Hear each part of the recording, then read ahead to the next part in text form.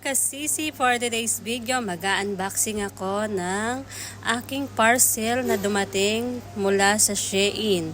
Yes, sa Shein po ako nag-order ng aking mga online na gusto kong bilhin. So ito, ipapakita ko sa inyo mamaya kung para saan yung binili ko na yan.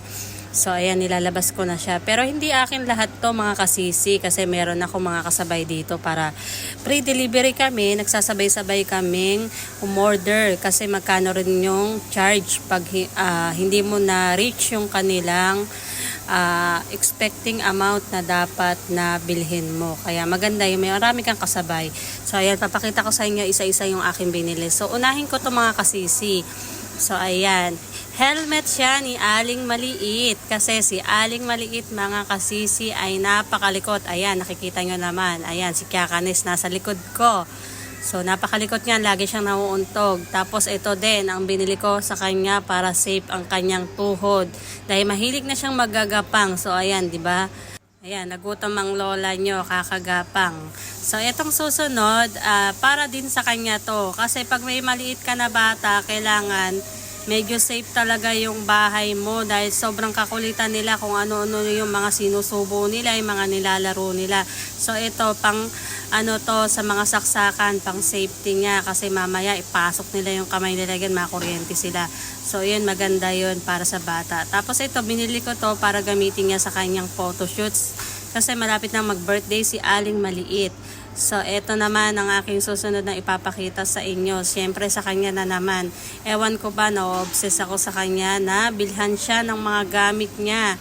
Kahit wala na ako, basta mabilhan ko siya ng mga anik-anik niya. So, ayan, may bago siyang hairstyle. So, ayan, itatry ko, diba? Parang Sailor Moon. So, ayan, pinatry ko na sa kanya yan. Sobrang cute ni Aling Maliit dyan. Yan ang kanyang bagong hairstyle. Tapos, itong last na ipapakita ko sa inyo, alam nyo ba kung ano to? Hindi to notebook, hindi rin yan sulatan. So, ayan, bubuksan ko siya. Eto, nakita ko lang to sa friend ko kay Ate Rose. Kasi in-order niya to sa Shein. So, nainggit ako kasi mahilig din ako sa ganito. So, ayoko mag-alikan siya. Kaya dito na lang ako mag-iipon at Ito, ang tawag dito ay budget holder, envelope, or cash. So, papakita ko sa inyo mamaya kung paano ko siya aayusin. So, maganda to sa mga mahihilig mag-budget sa ating mga bahay. Saktong-sakto to sa mga nanay kasi, 'di ba? Tayo yung mahawak ng mga budget natin sa bahay para organize siya kasi minsan, 'di ba, nakakalimutan natin yung mga dapat bilhin sa mga dapat bayaran, o 'di ba? So, yan, no, may mga sticker pa siya na para kung saan yung budget na gagamitin mo. So, ayan. So, katulad ko, marami akong bayarin dito sa abroad, lalo na't nag-uupa kami ng bahay. Talagang nakabudget yung aming mga pambayad dito. At syempre, kailangan may ipon, tapos meron ding mga kailangan sa mga bahay, kay Aliyah, kay Aling Maliit, at syempre, kahit papano, pang sarili. So, ayan, i-organize ko siya mga kasisi, papakita ko sa inyo. So, ayan ang kanyang itsura. So, kinabit ko na yung mga bag niya sa loob. Yan yung ilalagay yung pera. So, ang ganda niya mga kasisi, para lang siyang notebook. So, ayan ang mga nakalagay. Sticker yan, ipapakat nyo siya dyan sa kanyang lalagyanan ng pera. So, ang una kong ginawa, dito muna ako sa mga food. So, siyempre, unang-una talaga yung income natin sa mga pagkain, sa mga gastusin sa mga grocery. Pag mag-grocery tayo, kailangan nakabudget siya. Tapos, siyempre, meron din tayong mga personal na pangangailangan. Siyempre, mag-shopping ka, mag-beauty, magpapaganda, di ba? May ganyan tayo. Ang dami kong kaartihan, no? Pero, mahilig kasi ako sa mga ganito. Tapos, ayan, grocery, renta. So, ayan, ipapakita ko sa inyo yung kalalabasan niyan. Tapos, syempre, kailangan din organize siya para hindi natin siya magalaw. Tapos, meron tayong mga pambayad ng mga kuryente dito, tubig. So, ayan ang una nating priority.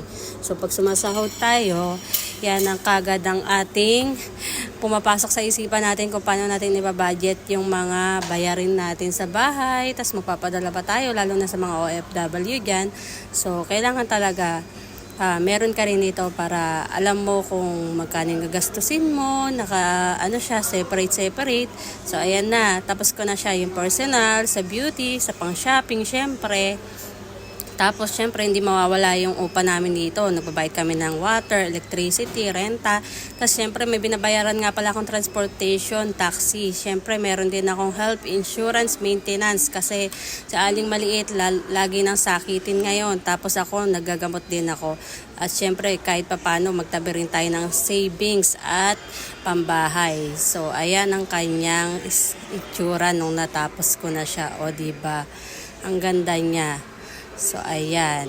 Personal, clothing, pang-care, sa mga pang-diaper. So, ayan. Bills, mga bayarin. Tapos, siyempre, ayan, yung mga pang-hospital. In case man, kailangan meron din tayo nakatabi. At siyempre, kailangan may ipon tayo. Pag tayo nag-abroad, kailangan yun ang ating priority. Siyempre, kahit papano, hindi tayo puro gastos. Kailangan meron din tayong ipon para tayo ay may maipundar sa Pilipinas. So, ayan na, nilagyan ko na siya. Trial lang yan, paglalagay na yan. Kasi yan pa lang ang pera ko. Taghirap pa ang kasising nyo. So, ayan mga kasisi. So, ayan, ganyan na pagbukas at tanggal niya. So, syempre ako yung nagbibideo kaya medyo nahihirapan ako. Pero, ayan, sariling sikap ako. So, ayan, nilagyan ko na siya ng 5 real. 5 real monthly pwede na, o. Diba? At least may itatabi tayo. Magkano din yan yung 5 real? 700 din yan sa Pinas. Monthly pwede na, diba?